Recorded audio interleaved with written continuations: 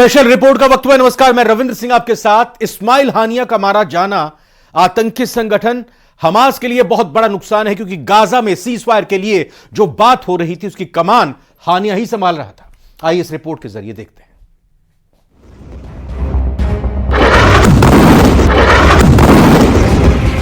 शरीर से जितना कमजोर, दिमाग से उतना ही बड़ा शैतान कहा जाने वाला दाइव हमास की सल्तनत में किस ओहदे पर था, यह भी जानिए। हमास को चलाने वाली टॉप अथॉरिटी होती है पोलिट ब्यूरो। इसमें 15 सदस्य होते हैं, जिसका चीफ इस्माइल हानिया था। हानिया की मौत के बाद हमास की पॉलिटिकल विंग का मुखिया खालिद मेशाल बन सकता है। हमास गुट में दूसरे नंबर पर शूरा काउंसिल आती है। यही शूरा काउंसिल सुझाव देती है और पोलिट ब्यूरो को चुनती भी है। शूरा काउंसिल में अलग अलग मामलों के मुखिया हैं, जैसे कि वेस्ट बैंक का मुखिया मोहम्मद सालेह अल जरूरी है। इजरायल की कैद में फंसे लोगों के मामले देखने की जिम्मेदारी सलामेह कटवी के पास है। गाजा मामले का मुखिया याया सिनवार है। इसी तरह फिलिस्तीन डायस्पोरा के मामले का मुखिया खालिद मेशाल है। वहीं हमास की मिलिट्री विंग, जिसे ईज अल दीन अल कसम ब्रिगेड कहा जाता है, का टॉप कमांडर मोहम्मद दाइव था। हमास की अपनी सरकार है, जिसके प्रधानमंत्री ईसाम अल अदीस हैं। इदीस हुकूमत की कैबिनेट, लोकल बॉडी और सिक्योरिटी फोर्स अलग है, लेकिन इन सब में मोहम्मद दाइव की तूती बोलती थी, क्योंकि वो इजरायल की जेल से फरार होकर हमास का हीरो बना था। मोहम्मद अंडरग्राउंड रहकर बड़े कारनामे के लिए कुख्यात था, इसलिए उसका कोई वीडियो भी नहीं मिलता। दाइव की गिनी चुनी तस्वीरें ही मौजूद हैं। पिछले साल दिसंबर में इजरायल के चैनल 12 ने दाइव की नई तस्वीर प्रकाशित की थी। इसमें उसकी एक आंख गायब दिख रही है। इसके अलावा एक हाथ और पैर में भी गंभीर चोट दिखी थी। गाजा में दाइव को मेहमान के नाम से भी जाना जाता था। वजह, वो कभी ज्यादा दिन किसी जगह ठहरता नहीं था और ठिकाना बदलता रहता था।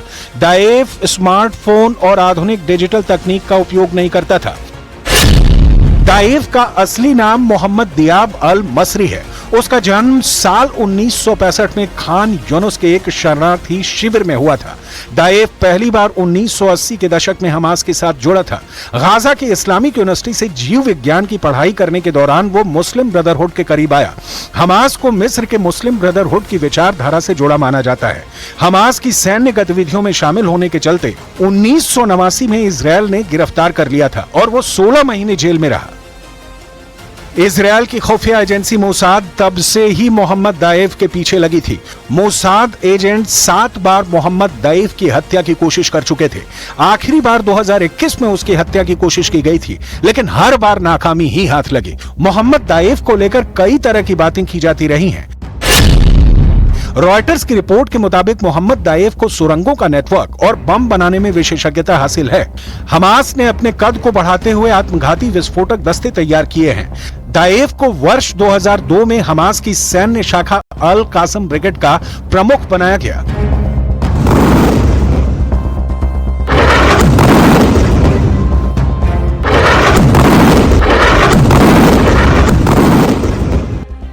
सात अक्टूबर को इजरायल पर विनाशक हमले का फैसला केवल 2 लोगों ने लिया था। ये थे हमास के अल कासम ब्रिगेड की कमान संभालने वाला मोहम्मद दाइव और गाजा में हमास का नेता याया सिनवार।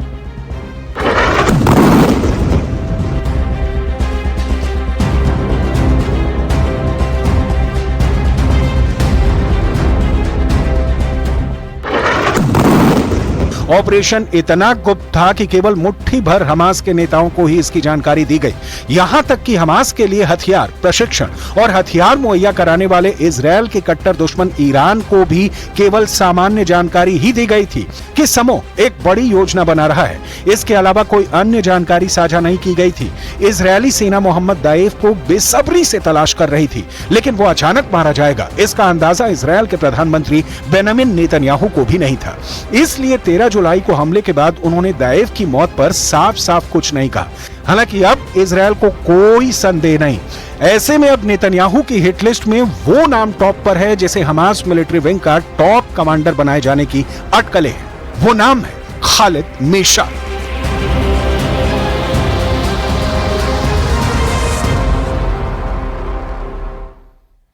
महाराष्ट्र के सतारा में मेडिकल की एक छात्रा की 4थी मंजिल से फेंक कर हत्या कर दी गई और इस हत्याकांड का आरोप उसी के बॉयफ्रेंड पर लगा है। फिलहाल उसको गिरफ्तार कर लिया गया है। आरोप है कि किसी और से अफेयर के शक में बॉयफ्रेंड ने मेडिकल छात्रा की छत से फेंककर हत्या कर दी। इस रिपोर्ट में देखते हैं।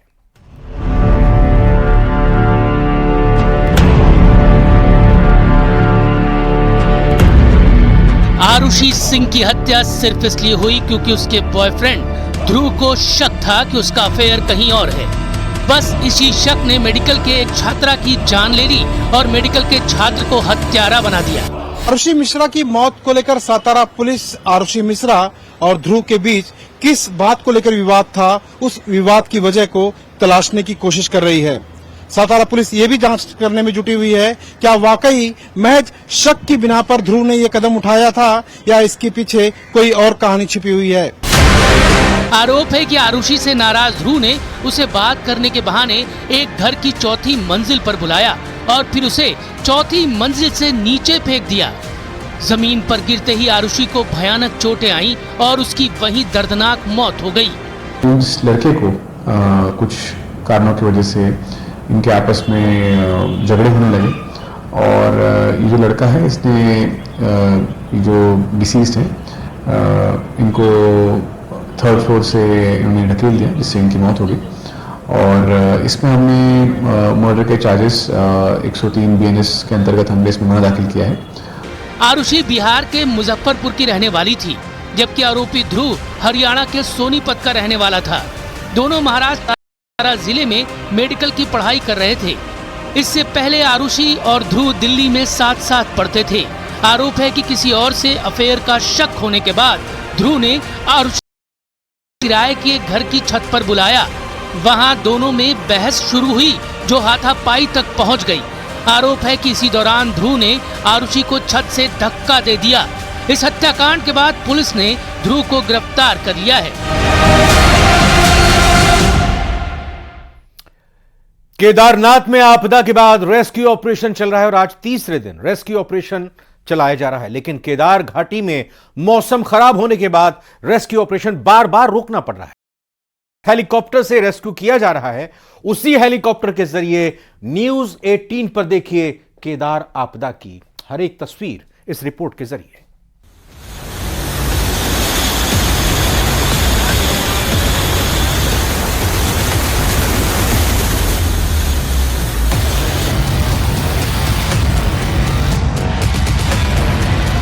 केदारनाथ में आपदा के बीच फंसे लोगों का रेस्क्यू ऑपरेशन लगातार जारी है। हालांकि खराब मौसम हेलीकॉप्टर से रेस्क्यू में बाधा बन रहा है, लेकिन एनडीआरएफ और एसडीआरएफ लोगों को सुरक्षित निकालने में लगातार जुटी है। यहाँ से निकल चुके हैं और यहाँ से निकलने के बाद अभी हम सेरसी हेलीपैड से यहाँ से निकलने के बाद हम पहुँचेंगे चीरबासा। ये वही हेलीपैड है जो आज ही तैयार किया गया है। हेलीपैड भले ही ये पुराना था लेकिन उसमें कई प्रकार की दिक्कतें, वहाँ पे पत्थर वगैरह काफी थे जिसके कारण वहाँ पे रेस्क्यू का काम नहीं हो पाता। आप ये तस्वीरें देख सकते हैं कि न्यूज 18 पर कि किस तरीके से अभी हम भी उस जगह पे जा रहे हैं कि क्या कुछ रेस्क्यू होता है, तरीके से रेस्क्यू हो रहा है। हम वो एक एक वो बिंदु, एक एक वो चीजें वो दिखाएंगे कि क्या कुछ इस टाइम प्रशासन ने और वहाँ पे व्यवस्था की गई है, कर रही है और साथ ही किस तरीके की आपदा है। आप देख सकते हैं कि अभी हम ठीक मंदाकिनी नदी के ठीक ऊपर है। मंदाकिनी नदी आप देख सकते हैं हमारे ठीक नीचे, सोनप्रयाग से नीचे आप देख कि किस तरीके से यहाँ पे आपदा दिख रही है। ये आपदा आप सोनप्रयाग से ऊपर देख सकते हैं कि कई जगह यहाँ पे जो लैंडस्लाइड हुआ है, आप देखते हैं कई जगह लैंडस्लाइड हुआ, यानी कि जो बुधवार को यहाँ पे जो बारिश आई थी वो बुधवार के दिन जो बारिश आई वो उसको काफी आपदा लेके आई। अभी तक पैदल करीब 300 लोगों का रेस्क्यू किया गया, जबकि हेलीकॉप्टर के जरिए 30 यात्रियों को निकाला गया। अभी भी 2000 से ज्यादा लोगों को निकाला जाना बाकी है। करीब 7000 से ज्यादा लोगों को अब तक निकाला जा चुका है, जो केदारनाथ और उसके आगे के पड़ाव में फंसे हुए थे। रेस्क्यू करने के लिए यहाँ पे सबसे ज्यादा जो कठिन दिक्कतें कर रही है वो कर रहा है मौसम यहाँ पे सबसे ज्यादा दिक्कतें बना रहा है। आप देख सकते हैं कि अभी भी यहाँ पे बारिश शुरू हो गई है।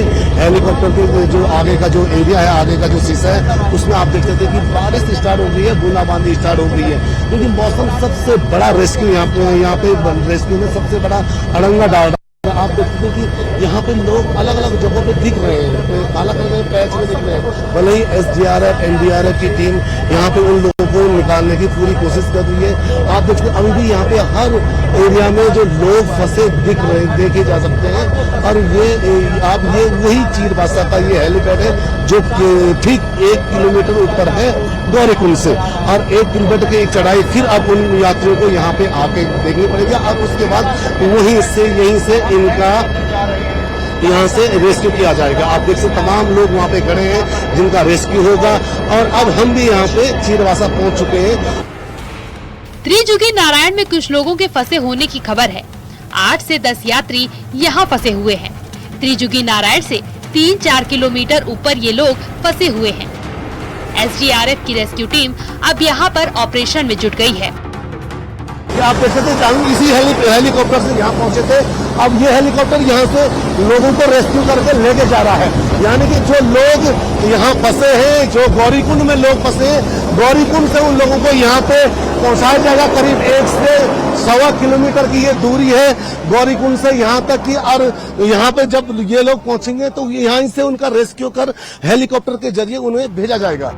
रेस्क्यू ऑपरेशन नए रास्ते से हो रहा है और लोगों को सुरक्षित SDRF की टीम सोनप्रयाग पहुंचा रही है। इसके साथ ही केदारनाथ धाम में फंसे लोगों को भी NDRF के जवान जाल चौमासी से होते हुए काली मठ की तरफ निकाल रहे हैं। मंजर किस तरीके से होगा वो आप इन तस्वीरों से देख सकते हैं। अभी मैं चीरबासा में हूँ। चीरबासा के ठीक सामने एक नदी आ रही है, एक ऊपर से एक नदी का पूरा एक रोकड़ आ रहा है। और आप देख सकते हैं कि अलग अलग पैचेस में अलग अलग जगह, यानी कि यहाँ पे बादल फटने की जो घटनाएं हैं वो कई जगह हुई है। भले ही ऊपर हम देख सकते हैं, ऊपर जो लगातार बताया जा रहा था कि भीमबली से और पूरे रास्ते में हुआ है।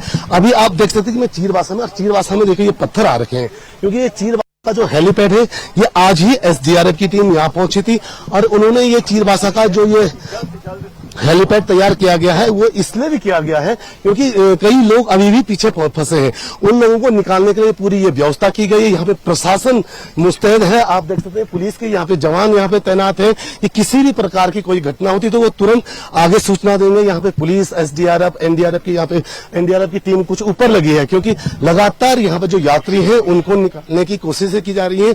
और ये देखिए अभी भी यहाँ पे लोग आ रहे हैं। शायद ये मजदूर वो है जो यहाँ पे काम करते थे, अब ये अपना सामान लेके यहाँ से निकल रहे हैं, क्योंकि आपदा जो आई है, जो कई जगह रास्ते टूटे हैं, तो उसको देखते हुए लगता है कि काफी जगह रास्तों में जो अलग अलग पैचेज में दिक्कतें आई हैं, वो दिक्कतें जल्द से जल्द नहीं निपटेंगी।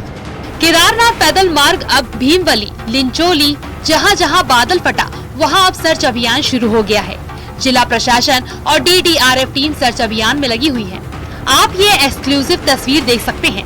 लिंचोली में ADA और आपदा प्रबंधन अधिकारी मौके पर मौजूद हैं, लेकिन सबसे बड़ी समस्या नेटवर्क की हो रही है और सैटेलाइट फोन भी सही तरीके से काम नहीं कर रहे हैं। ये वही चीरबासा का सबसे ऊपर वाला एरिया है। यहाँ पे अक्सर पत्थर गिरने की संभावना बनी रहती है। आप देख सकते हैं एक बोर्ड है यहाँ पे जंगल चट्टी यहाँ से 1.5 किलोमीटर है।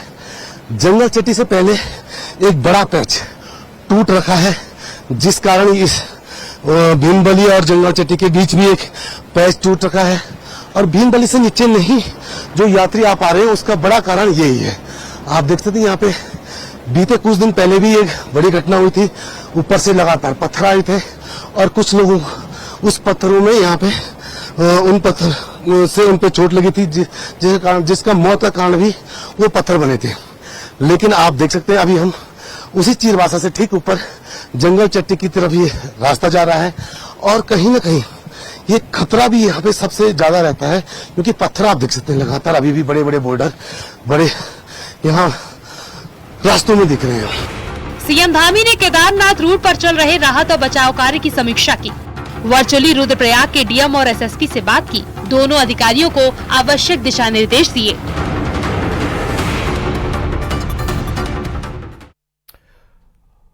उत्तराखंड और हिमाचल प्रदेश में जारी कुदरत के कहर की बात को आगे बढ़ाएं तो दोनों ही राज्यों में जल प्रहार लगातार जारी है। मूसलाधार बारिश और लैंडस्लाइड की वजह से सैकड़ों लोगों की जान मुश्किल में आ फंसी है। केदारनाथ में लैंडस्लाइड की वजह से कई लोग फंसे हुए हैं और सुरक्षित स्थानों पर उनको ले जाने की प्रशासन की तरफ से तैयारी की जा रही है।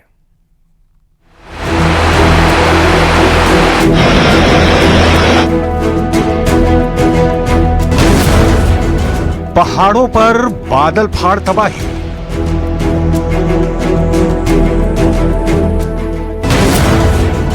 केदारनाथ से कुल्लू तक आसमान से बरसी मौत।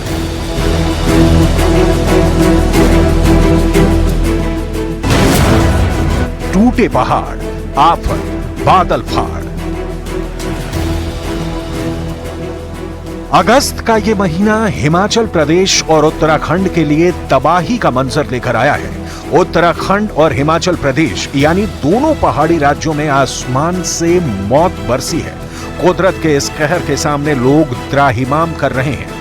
हालत ये है कि जहां भी नजर जा रही है वहां सिर्फ और सिर्फ तबाही और बर्बादी के निशान देखने को मिल रहे हैं।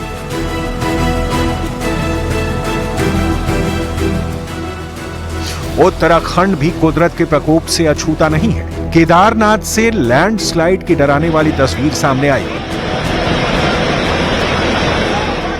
यहां जिस तरह से पहाड़ से पत्थरों के गिरने का वीडियो सामने आया, उसे देखकर कोई भी सहम जाएगा।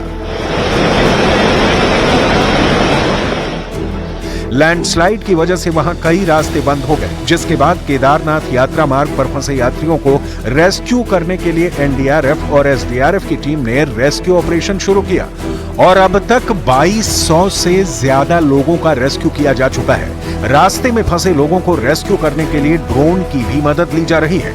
लोगों को बाहर निकालने के लिए वायुसेना की भी मदद ली जा रही है। रेस्क्यू ऑपरेशन पर खुद सीएम धामी नजर रखे हुए हैं। प्रधानमंत्री भी रेस्क्यू ऑपरेशन की पल पल की अपडेट ले रहे हैं। आदरणीय गृह मंत्री जी भी लगातार संपर्क में, भारतीय जनता पार्टी के राष्ट्रीय अध्यक्ष जी का भी लगातार जानकारी ले रहे हैं और पूरा केंद्र की सरकार इस आपदा के समय में हमारे साथ है। हम हर संभव एक एक तीर्थयात्री, एक एक श्रद्धालु, एक एक आपदा पीड़ित को हर संभव सहायता के लिए हम लोग प्रतिबद्ध हैं।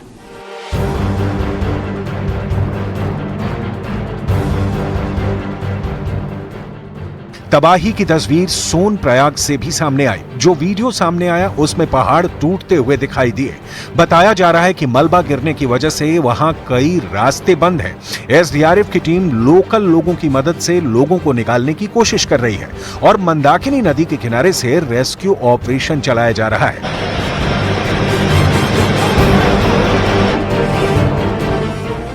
हिमाचल प्रदेश के कुल्लू में ऐसी तबाही मची कि लोग देखते ही रह गए। यहां मलाना डैम टूटने से पार्वती नदी उफान पर है। नदी की तेज धारा अपने साथ 3 मंजिला सब्जी मंडी को बहा कर ले गई। बताया जा रहा है कि उस इमारत में 12 दुकानें, 8 कमरे और 2 दफ्तर थे और अब नदी की गोद में सिर्फ इमारत का मलबा ही नजर आ रहा है। नदी के कटाव की वजह से इस इलाके का मुख्य रास्ता भी बह गया है और अब जो इमारतें नदी के किनारे खड़ी हैं उन पर भी खतरा मंडरा रहा है।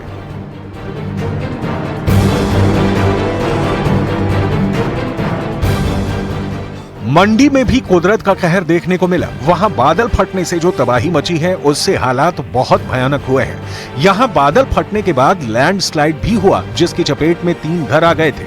अब तक 3 शव बरामद किए जा चुके हैं और कई लोग लापता हैं। पूरे इलाके में युद्ध स्तर पर सर्च ऑपरेशन चलाया जा रहा है। मंडी में एक तरफ जहां रेस्क्यू ऑपरेशन चल रहा है, वहीं लोग मलबे में दबे अपनों की तलाश में जुटे हैं।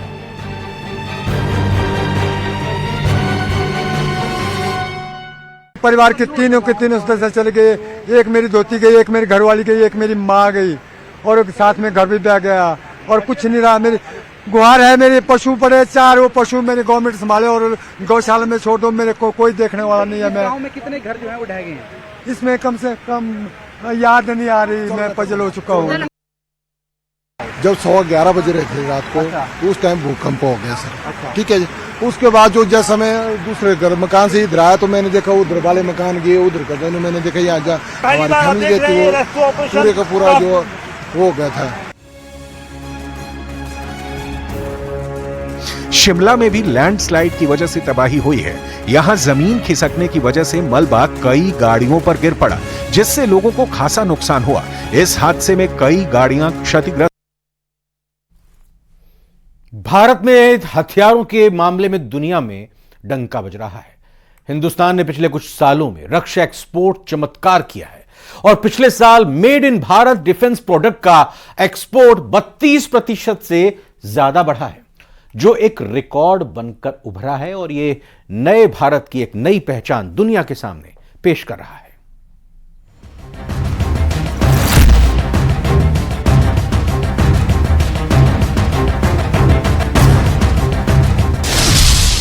रूस चला रहा है मेड इन भारत हथियार।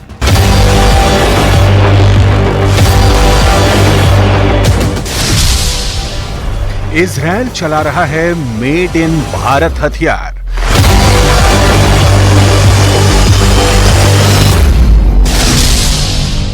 चौरासी देशों में मेड इन भारत हथियार का दम।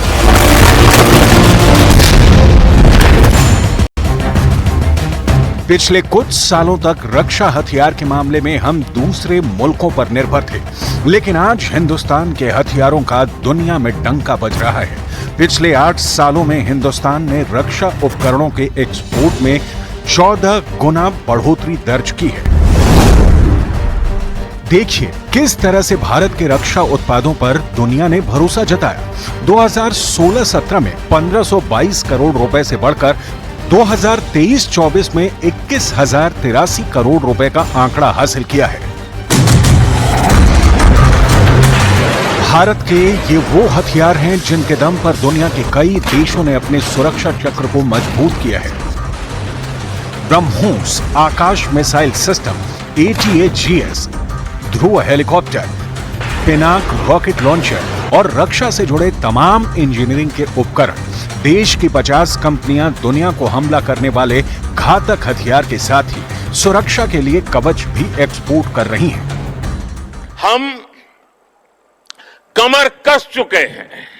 हम रिफॉर्म्स का रास्ते पर हर सेक्टर में रिवॉल्यूशन ला रहे हैं। जो देश दशकों से सबसे बड़ा डिफेंस इंपोर्टर था, वो अब दुनिया के 75 देशों को डिफेंस इक्विपमेंट एक्सपोर्ट कर रहा है। Made in Bharat Raksha product 84 देशों में एक्सपोर्ट हो रहा है। सिर्फ 2023-24 में रक्षा प्रोडक्ट के एक्सपोर्ट में 32.5% का उछाल आया। अगले 5 साल में इसे 21,083 करोड़ से बढ़ाकर 50,000 करोड़ करने का लक्ष्य है। इटली, मालदीव्स, श्रीलंका, रूस, UAE, पोलैंड, फिलीपींस, सऊदी अरब, मिस्र, इजराइल, स्पेन, चिली जैसे देशों को एक्सपोर्ट हो रहा है।